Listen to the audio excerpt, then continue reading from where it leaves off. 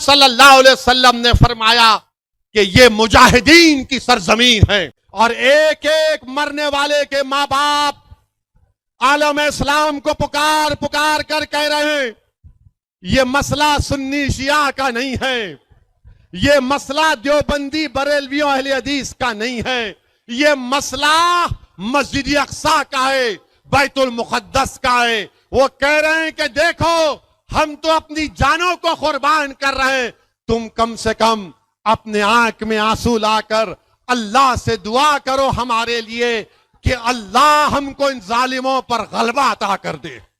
तो नौजवानों, क्या तुम फलस्तीनियों के लिए दुआ करोगे? क्या तुम फलस्तीनियों के लिए दुआ करोगे? क्या तुम मस्जिद अक्सा के लिए दुआ करोगे? क्या तुम बैतुल मुक़द्दस के लिए दुआ करोगे?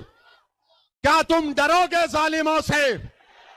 क्या तुम जालिमों से डरोगे?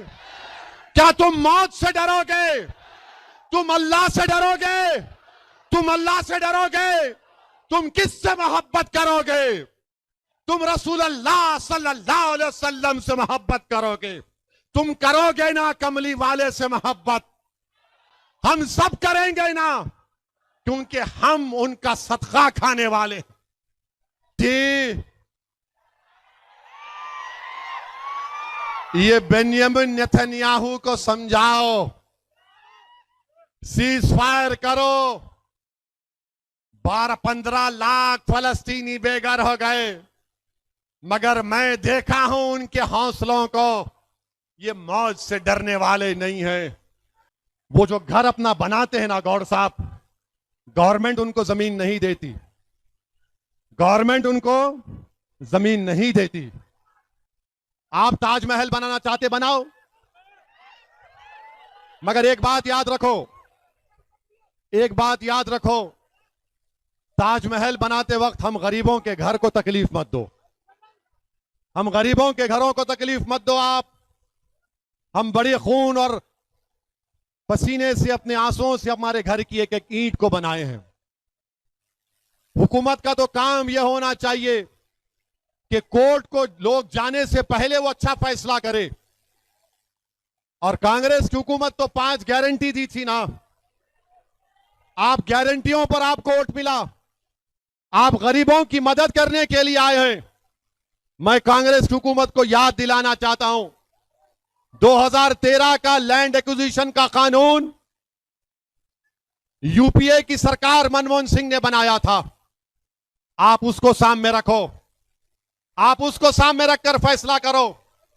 और जो लोग एफटीएल की बात कर रहे हैं, तो जो नया सेक्रेटेरिएट हैदराबाद में बनाया गया, वो भी हुसैन सागर के कट्टे में बनाया गया है, जहां पर भारत के बड़े बड़े सियासतदानों की समाधियां हैं, वो भी कट्टे एफटीएल में हैं। बापू घाट लंगर हाउस में है, वो भी एफटीएल में है। तो हम हुकूमत से एक ही बात कर रहे हैं, जब सेक्रेटेरिएट एफटीएल में बनकर बरकरार रह सकता है, जब भारत के बड़े बड़े सियासतदानों की समाधियां टैंक बंड के एफटीएल में हैं, हमको एतराज नहीं है। जब सेक्रेटेरिएट रह सकता है, तो गरीब का घर क्यों नहीं रह सकता? मुझे बताओ आप। उस सेक्रेटेरिएट में केसीआर भी बैठे, अब रेवंत रेड्डी भी बैठ रहे हैं। जब आप दोनों बैठ सकते हैं, तो हमारी अम्मा अपने घर में नहीं बैठ सकती क्या?